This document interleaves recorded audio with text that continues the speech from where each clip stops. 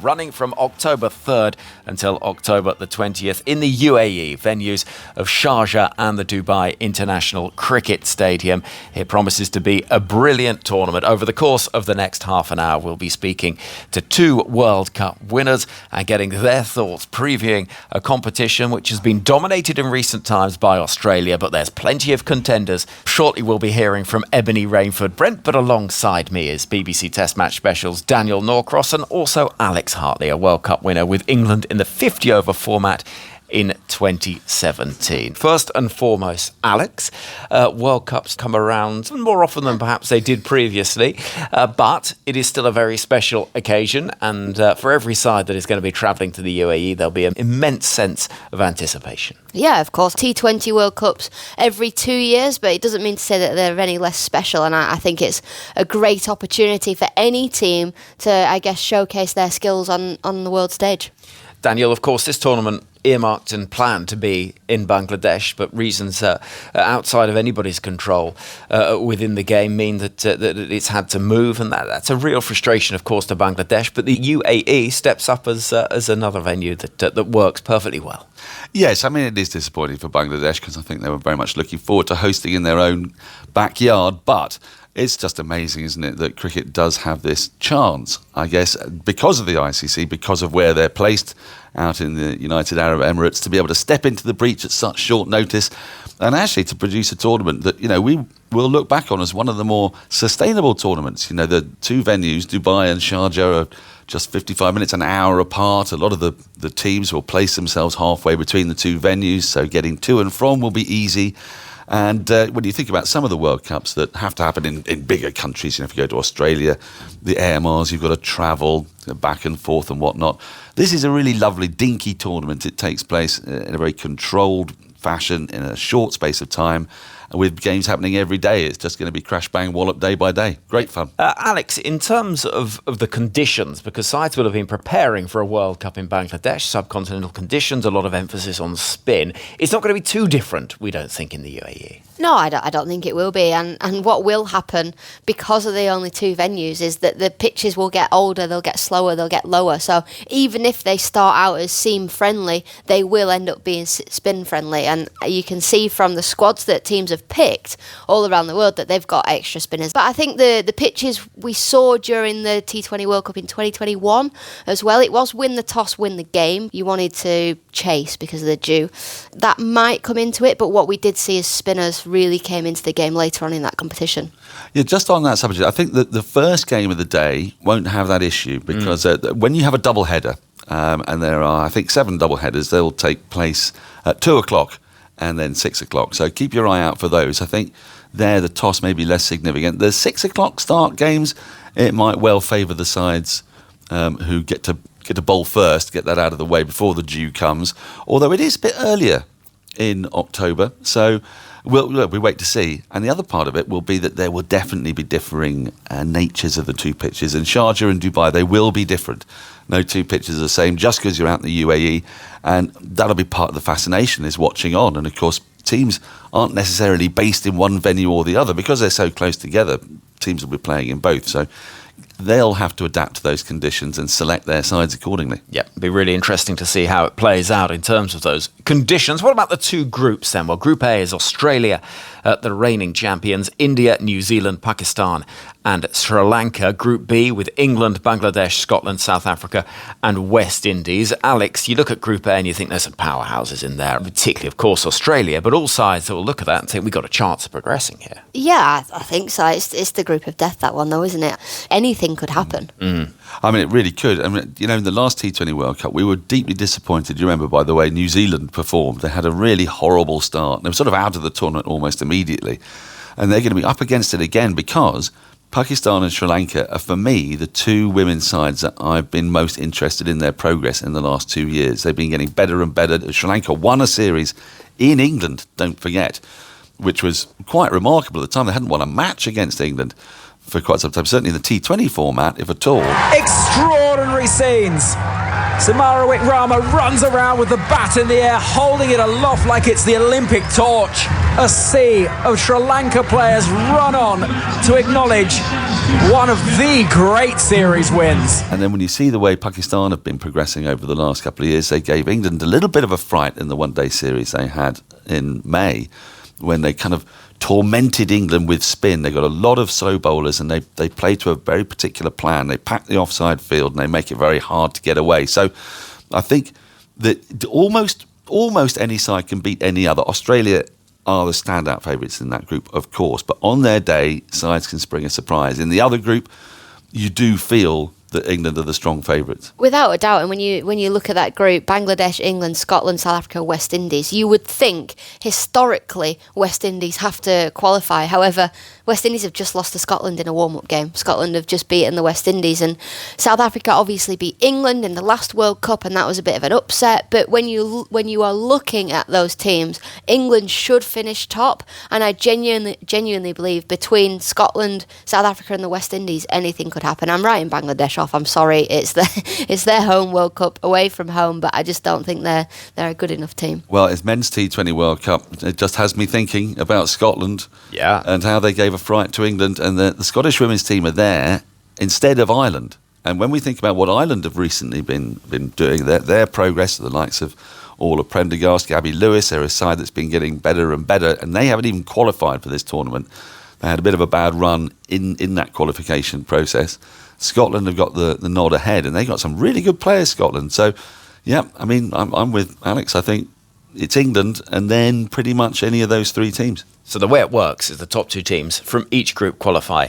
Those semi-finals taking place on the 17th and 18th of October before a final on the 20th of October at the Dubai International Cricket Stadium. Now, one big feature of this tournament that we learned about last year, but has really only come into relief in the last few weeks, is this prize money story, because we knew that there was going to be equal prize money going forward. That was announced by the ICC between the men's and women's tournaments, but this is the first women's tournament to be played since that announcement was made, and the winners of this competition, $2.34 million for the winning side. That's not spread across the tournament, that is for the winning side. It's an increase of 134% over what we saw for Australia in 2023, when the prize money was $1 million.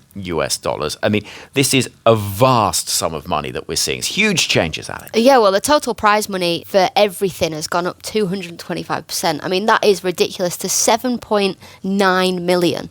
I might come out of retirement, I can't lie. Not that I'd get picked. But no, it's amazing, isn't it? I think, we've been talking about, I guess, the prize money around the world for such a long time, and the ICC came out and said, we want to make it more equal, we want equal prize money, and this is a step to doing that. And I think it's amazing that, it gives you more incentive. Yes, obviously you want to win World Cups, get a winner's medal for your country or whatever. There's reasons for wanting to win World Cups, but now it's like, well, hang on a minute, this is a life-changing amount of money for some of these people. Well, let's put it in perspective. If a team like Sri Lanka makes it through to the semi-final, even if they don't win that semi-final, then that is the sort of money that Sri Lankan women have never earned in a lifetime playing cricket. And this has wider implications as well, because it could just be that those young athletes that are choosing between different sports growing up in countries around the world might suddenly look at the riches available and think, wow, do you know what? This could be quite a significant tempt. And for a group match win, it's $31,000. So if you're Scotland, Sri Lanka, Bangladesh, you get one win, you're thinking, hang on a minute, that's more. I'm getting more money from this than I would in the year. So that's, it's incredible, isn't it? And you think if you get to obviously winning the competition, you would think it's going to be India, Australia, England. That's just going to help the pockets of somebody like Nat Siver, who's got very full pockets anyway. But if you're thinking of the other teams, they just need to get a couple of wins, and they're earning a lot of money. Yeah, it's an exciting prospect, and this is the first tournament, as I say, where men's and women's prize money will be in line. The announcement made in 2023, but this coming to fruition with this competition here in 2024. So, who is going to be getting that big old check at the end of it? I wonder if they do get a big check. Oh yeah, like that, like the sort of massive 6-foot ones you used to get. No, you don't. Do you know? It's a shame. We never did anyway. Did you not? That's a real shame, because I like the idea of heading down to, nationwide with a great big check. Yeah, no, it just gets lumped into your bank account. It's an IBAN transfer. It doesn't have quite the same sort of romantic feel to it. Imagine waking up one day and you're like, hang on a minute, there's 200 grand in there. be great. Well, there you go. Imagine that was something. Well, there are going to be teams that are going to be in that position. Which team's going to be winning this? I mean, it's hard to look beyond Australia. The batting depth they've got, Annabelle Sutherland coming in at number 8. They've won 6 out of the last 8 competitions. I mean, yeah, we'll talk about India and England as being potential teams that could compete with Australia, but they are such a powerhouse. Aren't they just? I think the only thing that you could think about is once you get to a semi-final, I think it's going to be the same for England. If they've not been put under much pressure throughout the tournament, you get to a semi-final, it's a crunch game. However, we've spoken about that group, and that Group A, they have India to play, so they're going to be under a bit of pressure in that group game.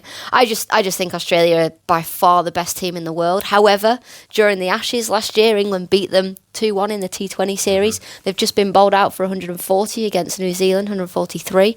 So they do have weaknesses, and yes, they're probably the favourites to win this competition, but for the first time, I actually think they're under more pressure to win this competition. Yeah, I mean, I have a slightly different view, actually. I think that Australia are a very good team, very well drilled, but they've rarely been put under severe pressure. And when they are, I'm not sure they necessarily respond awfully well. We watched in the South Africa T20 World Cup, and I thought they could have been beaten in that World Cup. There were 2 or 3 occasions, actually, especially against India, when they looked in serious trouble. Harmanpreet Kaur got a bat stuck when she was running. Wait a minute, the throw's come in on the bounce, and I don't think Harmanpreet has put her bat down here. Oh, she's out. She's just said her bat got stuck. She's out! What an enormous moment in this match. Goodness, and she's flung her bat away. She can't believe what's happened to her. Jemima Rodrigues got out to a rather daft shot, just as India was sort of cruising, and Australia didn't have an answer to it. I think they've played quite a formulaic type of cricket, which has got them to 160 odd, say, when we were in South Africa. They weren't really shooting for the stars, and they thought they had enough. Now, there's plenty of players on the world scene now who can perform the upset. You know, for England, someone like Nat Sciver-Brunt getting going can do serious damage to Australia. Similarly for India, Harmanpreet Kaur, Jemima Rodrigues, just 2 I've talked about, but others, Dipti Sharma. In 20-over cricket, in that format, they can be got. The difference between Australia and the rest of world women's cricket is their fitness. What they make up for in the field, they turn 2s into 1s when they're fielding, and when they're running between the wickets, they turn 1s into 2s. And that is the difference between the sides. What I'm looking to see in people who genuinely want to beat Australia is I want them running onto the pitch. I want them chasing after balls. I want no singles going to a deeply set mid-on and mid-off at the edge of the ring. I want them aggressively attacking those balls, because that is really the difference. I don't think that Australia have the most talented players in the world necessarily. I think there are as talented players all around this tournament who can spring upsets. And we've seen, haven't we, what Chamari Atapatu can do against Australia in World Cups. So, look, Australia are obviously the favourites because they've got seam bowling all-rounders, which means they can pick as many spinners as they want. And they've got so many leggies, quite frankly, as well as Ash Gardner. They've got such a powerhouse spin lineup, supplemented by the likes of Annabelle Sutherland. So they don't have to pick out-and-out seamers who can't bat. That gives them great depth. But on a given day, it takes a couple of players to perform really well, and for those sides to be on their mettle in the field, and I can see an upset. It'd be interesting, because if there is somebody that can cause a little bit of a stress and a headache for Australia in the group stages, it could create an extraordinary narrative as we move through the tournament and see the champions put under pressure. What of India then? We'll get on to England and the others in a moment, Alex. But India, it feels to me, are getting closer and closer to lifting an ICC trophy. And when they do, it's almost as if the dam will burst and amazing things could happen from that Indian side. Yeah, look, we've seen it in the men's version as well of World Cups. It was only a matter of time since they were going to win a World Cup, and they won the previous one out in the West Indies. And it's this one that you think, is this their time? Is this their opportunity? Because it's not if they're going to win a World Cup, it's when they're going to win a World Cup. They've got the Women's Premier League now. Because of that strength and depth that they will breed into their domestic structure, they are going to win a World Cup. But I think for me, their spin's going to be key. Harmanpreet Kaur, she's not been great for the last couple of years, if we're being totally honest. She's sort of there, and you think, well, she's a bit of a walking wicket. However, somebody with her class and her talent, is she going to turn up? Maybe her last ever World Cup, you don't know. I think India are such a hit and miss team, but they will eventually win a World Cup. It's just when they put it all together. I think they are just 2 years out for me. I think the Women's Premier League is going to do incredible things for Indian women's cricket. And it's going to create a team in the next 2 to 4 years, which is going to be up there challenging with Australia and England. I think it's just a little bit too early. But they've got, look, on their day, like I say, on their day, anything can happen. And don't forget, if they qualify, it's one-off games then. It's semi-final and a final. Well, the thing is with India is they always look great, and then under pressure they don't. And they crumble under pressure, and they have done for the last 3, 4, 5 years. They crumble when things matter the most. So I would love to see them not do that this time, but I'm not sure what's changed between now and then would stop that. I think a Dipti Sharma in extraordinarily good form, which she is, and we saw her in the 100. I mean, did she get out in the 100? Did she average about 380 or something? Utterly ridiculous for the London Spirit.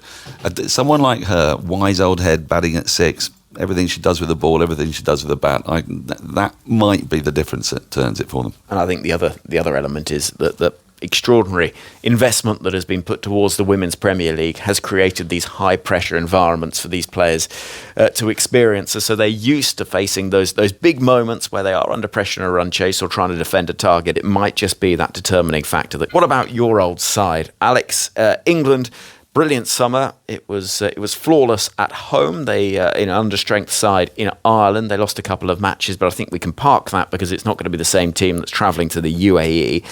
They've had a brilliant time of it in the last 6 months. Have they got what it takes to win it? Yeah, absolutely. I really do think they've got what it takes to win the World Cup. The only thing for me is that they've not been put under any pressure at all this summer. They might not be put under any pressure at all in the group stages. When you get to a semi-final, you're most likely going to be playing India. If Australia finish top of their table, that puts you under pressure. That's how do they cope then when they are under the pump? And it's the same as India, how are you going to cope? But absolutely, I think they've got all bases covered. I think they've got batters in form. A lot recently has relied on Nat Sciver-Brunt. However, I think England are slowly but surely coming away from that. You see the likes of Freya Kemp back into the side. Lindsay Smith, I hope she gets to play, but she's been unbelievable in the 100 this year and domestically. Out. Lanning has gone for 20. Smith gets a wicket with just a second ball. Well, it's a huge wicket for Lindsay Smith. She's been the leading wicket taker of this competition, and that's why she deserves to be in that World Cup squad. And Sarah Glenn turns up time and time again. Sophie Eccleston, I could say so many names without even mentioning the captain Heather Knight. I think England just have everything covered at the moment. It's just how they're going to cope in crunch times. They've got the best bowling attack in the world. There's no doubt about that. And with Eccleston, Glenn and Dean in tandem, I think in those conditions it's made for them. What they lack is, for me, they're one power hitter light. When you look at Australia, they've got so many batters who can go hard at you, likes of Healy, Mooney, Sutherland, McGrath. There's a lot, Ash Gardner as well. They've just got, you've got to get through a few more players before you can actually start to build some pressure. Now, for England, though, what they have as their advantage is that they have that triptych of spinners. Sarah Glenn and Sophie Eccleston are up there with the very best bowlers in the world. And for me, Charlie Dean's one of the most improved players in the world at the moment, and she gives you some depth with the bat as well. So, yeah, they most definitely can win. What they've got to be is much tighter in the field. They've got to be faster. Dare I say it, they've got to be a bit fitter in the field. They've got to save more runs. That's going to be for them the difference. But if Alice Capsey fires and Dunkley fires and helps Nat Sciver-Brunt and Freya Kemp, who's an impact player, comes in the middle because she can hit the ball long and hard, then I think that, they very, very, very much have a chance. I think England are going to have some selection headaches, to be completely honest. I think in the previous World Cup, maybe the 11 or 12 picked itself, but this time Dunkley found herself out of the team. She's back in the team. She's scored runs. You've got Danny Wyatt at the top of the order. Who's going to join her? I think it's an exciting time to be an England cricket fan. Other question, I suppose, is they haven't got the experience of winning a T20 World Cup for a long, long time, 15 years. Who has? Well, there is that. Australia got more. Well, yeah, and you have to go back to West Indies in 2016. But for England, there is beginning to be just a little bit of, well, why haven't you won one of these? Why is that, where's that trophy for all of your good work? There's just a little bit of pressure perhaps building and a monkey on the back. Yeah, and there was that one that we spoke about in Australia where England got knocked out because of the rain, when actually could they have won a group game that potentially made them finish second in the group rather than top? And look, nobody remembers semi-finalists. I can't remember why, bar that World Cup, when England have been knocked out and how, because nobody remembers semi-finalists. Everyone remembers winners, don't they? So I'd love, obviously, England to win this World Cup. I don't want them to get knocked out in another semi-final or final, and I think this is the best chance we've had for a while. And you're right about the pressure, because a lot of money has now been put into English women's cricket. The domestic structure's been changed, and the women play an awful lot more cricket than they did. I mean, to the point when you're slightly worrying about the workloads. What a contrast that makes from 4 or 5 years ago. But what that also does, conversely, is that this whole team has played in front of pretty much full houses in major test match grounds in England. Now, there probably won't be major, full houses in Sharjah and Dubai, but the pressure will still be there, and they've experienced that pressure, all of them. So I think they're about as well prepared as an England team has ever been. Yeah, wait and see. What about Sri Lanka? Here's a team that interests me because they've just won the Asia Cup, beating India. Amazing game in Dambulla. Chamari Atapattu has continued to lead brilliantly, but it's no longer, I don't think, quite Chamari Atapattu only in this Sri Lanka side. You look at Ashitha Samara Wickrama, the young Vishmi Gururatne as well, who's a real talent. They've got some players that can win you a game. Yeah, they have. Look, do you want me to be completely honest? I think they all rely on Chamari Atapattu still. I think she scores 80% of their runs, they win games. She gets 50 off 20 balls, they're in a great position, everyone else can bat around her. I think that there is still so much pressure on her, but as you say, they have started winning games and she's contributing less. She wants to leave Sri Lankan cricket in a better place, and it's slowly but surely getting there. I think we're seeing 1 or 2 people step up every now and then, but it's almost a surprise when they do still.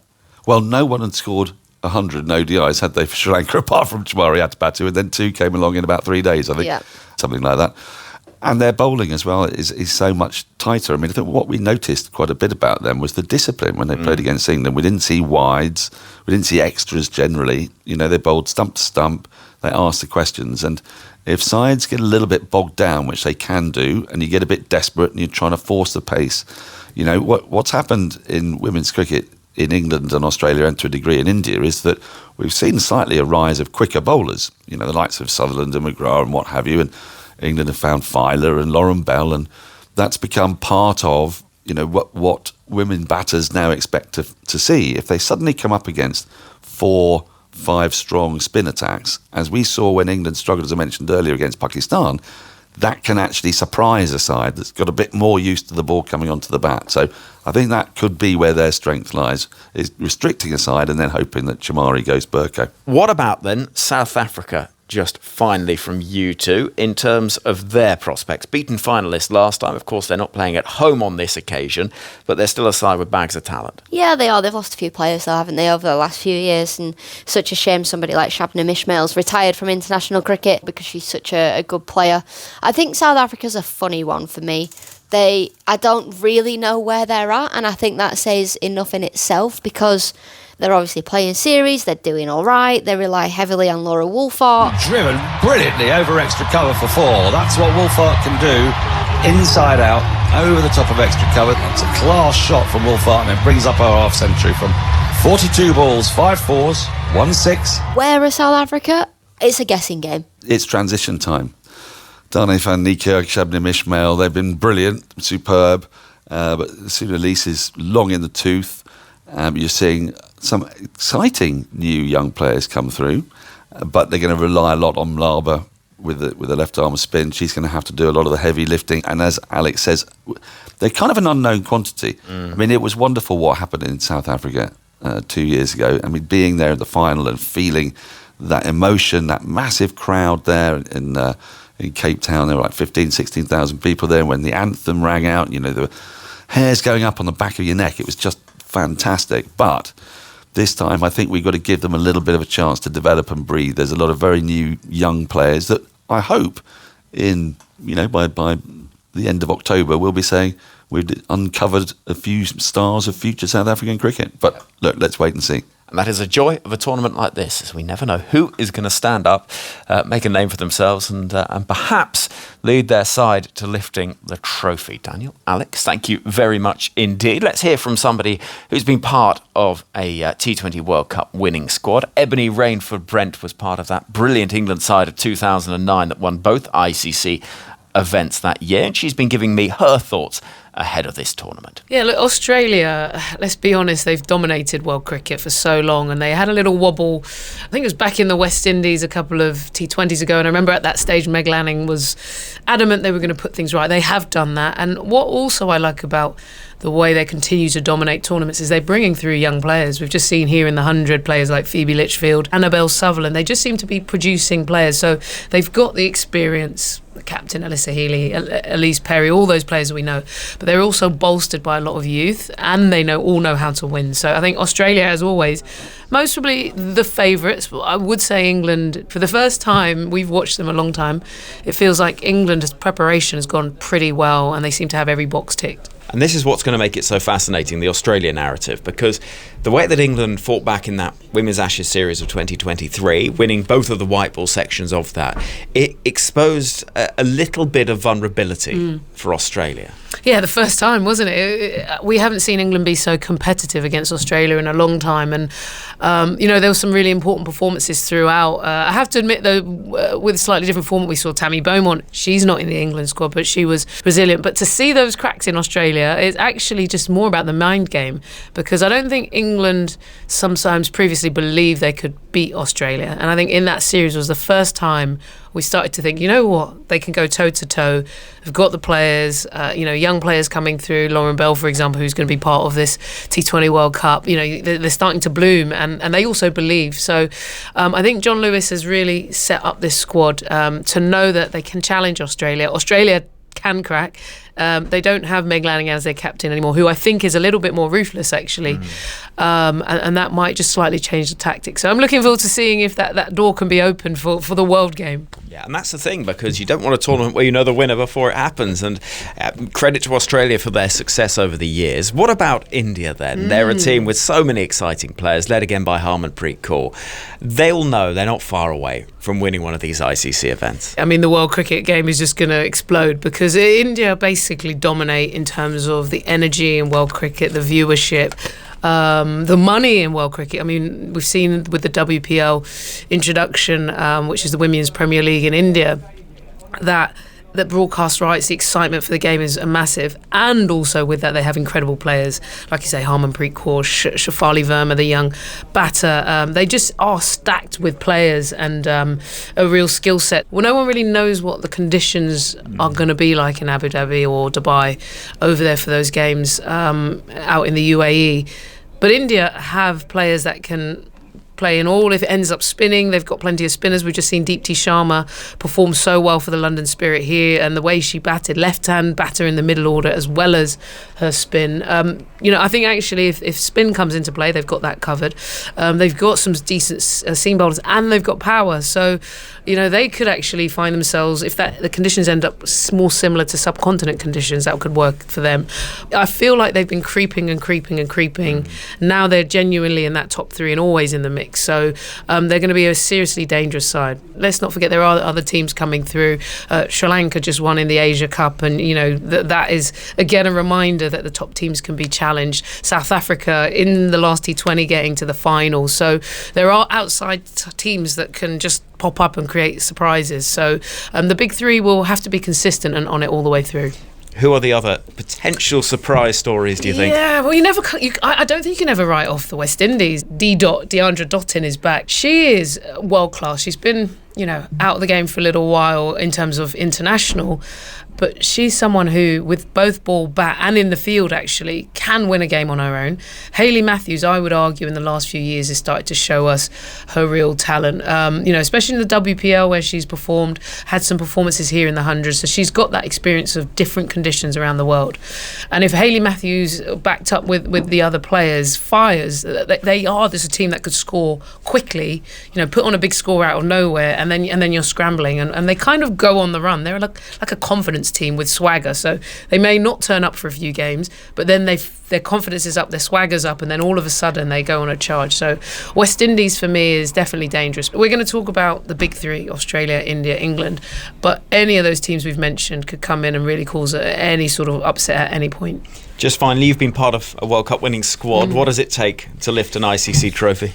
Oh, I mean, yeah, it's a special achievement. One thing that I've always realise with teams that win is, firstly, everyone seems to know their role and responsibility. Like, clarity is there, because, you know, and that's actually why I think England look good. I think they know exactly what every player is there to do, what your job and your role is. And then the second is belief. Like, it's simply mindset. Like, do you believe you can go out there and win? And when those tough moments come, do you bottle it or not? And, you know, I think when being part of those squads that we had amazing runs with the World Cup, that was something that stood out for me. That belief around the squad, the environment, the mindset is great. And then if everyone knows exactly what they do and executes, you're in a really good position.